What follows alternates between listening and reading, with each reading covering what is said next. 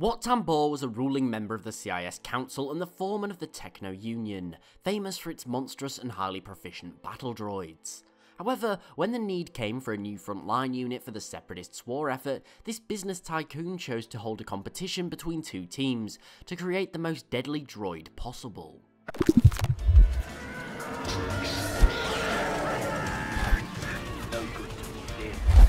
Now, the need for a new droid came largely from the CIS's inability to combat the Jedi and other elite Republic troops on the battlefield.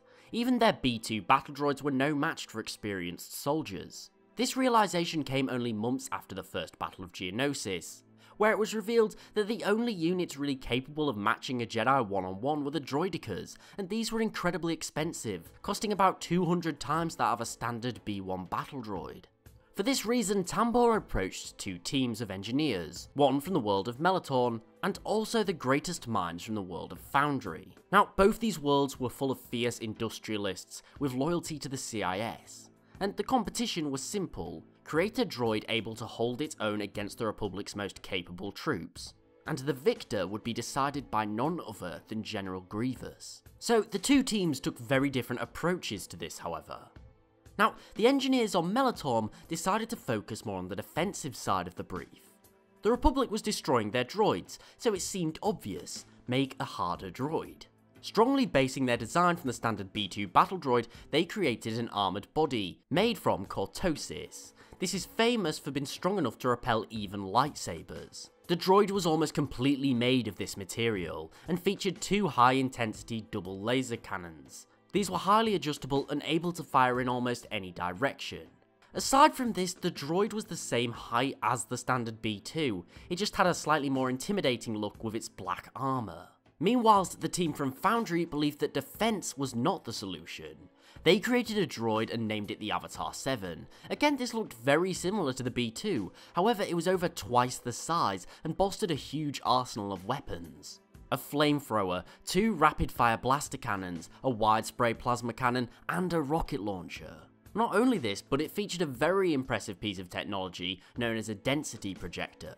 This device allowed the droid to increase its weight when needed. It could be 20 times its base weight, meaning it couldn't be pushed over or manipulated by the Force. Unsurprisingly, Grievous, being the violent warrior, was instantly favouring the Avatar 7. As we know, Grievous is an aggressive fighter, so it only makes sense that he would prefer this over the Metalorn creation. For this reason, the Avatar 7 was given the name the B-3 battle droid, and was put into production. Now, its overall success is questionable. Jedi Master Mace Windu and Sassy Tin faced a prototype of this on Iktok, and they struggled to overcome it. Their force powers were relatively useless, they couldn't move it, and they couldn't get close enough to hit the droid due to its vast arsenal. Despite this, they did eventually manage to overcome the droid by crushing it under a destroyed Hellfire droid. Despite their victory, these droids were used across the galaxy in conflicts including the Outer Rim sieges as specialist units. However, there was problems. They were still very expensive to make. There was also reported issues with the weight projector, so it never really went into full-scale mass production, meaning large amounts of these droids were never made. They were a rare and deadly surprise on any battlefield. So, despite the Avatar 7 winning the competition, Tambor saw the practical uses for the Metalorn creation, and he began a small-scale production of these units, giving it the designation CB3 Cortosis droid. These were created in very limited numbers, however they were used on missions on Tatooine as well as an attack on Coruscant. And it seems overall Grievous may have made the wrong choice. With the Jedi being unable to destroy the droids and the Republic failing to have the firepower to destroy them, Sidious began to fear what this could mean if they were mass produced. If these were more extensively used in the war, Sidious worried that it could change the tide. Essentially, the CIS could potentially win in Sidious's eyes.